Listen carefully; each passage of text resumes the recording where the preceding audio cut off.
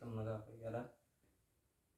Mi'arraa wanti qoota qaban beelurraa waliyaatu jennee waa'ee sooshaal miidiyaa kanarraa akkamitti akka fayyadamuu dandeenyu siree isaa uummanni Oromoodha.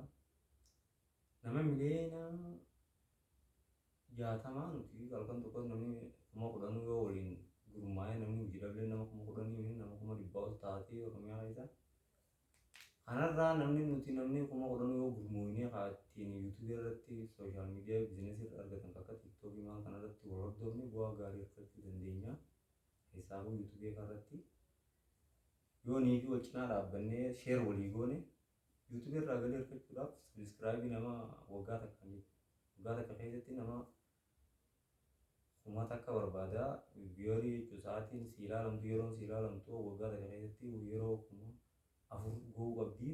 Kana nuti namni 10,000 yoo gurmaa'ee ilaale waa walii ilaaluun bakka waa'ee kaabinee dhaqee walii ilaalee qarshii 5 mingataa bitatee walii ilaale waan guddoo tokko daleeni jechuudha. Mee yoo waliin gurmuunee daleennee gaariidha na fakkaatti. Kanaafuu haa gurmuunuu ijaaramnee yoo yaane bu'aa harkannaa heddummina keenya gara diinagdeetti haa jijjiirru.